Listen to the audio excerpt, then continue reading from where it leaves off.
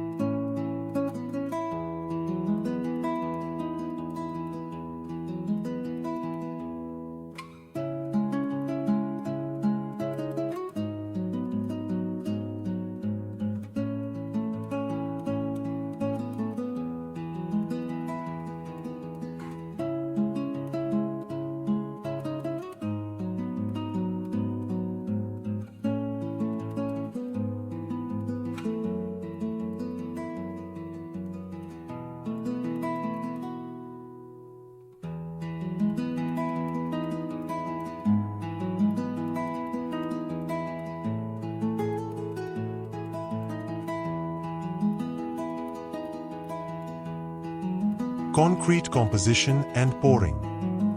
Concrete is prepared with a proper mix of cement, sand, and gravel in correct proportions to ensure durability. The mixture is poured into the mold, surrounding the iron rods, forming vertical concrete pillars that are strong and long-lasting.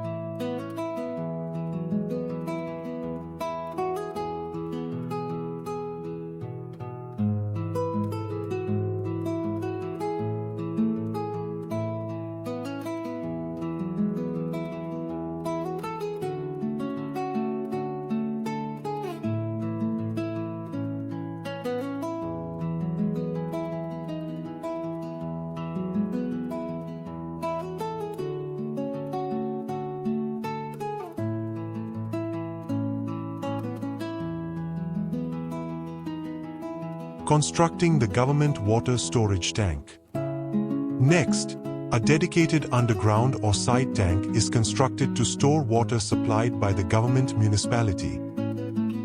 This tank plays a vital role in storing clean water for future use, especially once the house is complete. Ground beam and pillar extension. A horizontal concrete layer called the ground beam is constructed across the base of the pillars. This beam connects all the vertical pillars together, distributing the load evenly and increasing structural stability, elevating the house level. To raise the floor height of the house above ground level, we begin placing cement bricks above the ground beam. This elevation protects the house from rainwater, drainage overflow, and future road level changes.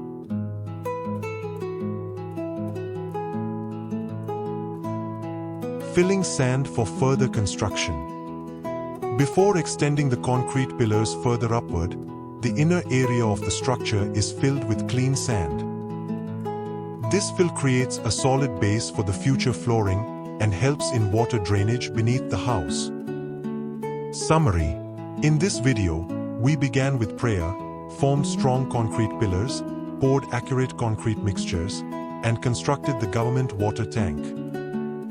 We also built a ground beam for support, raised the house level with cement bricks, and filled the area with sand in preparation for the next stage. Each of these steps brings us closer to completing a well-planned, strong, and secure home.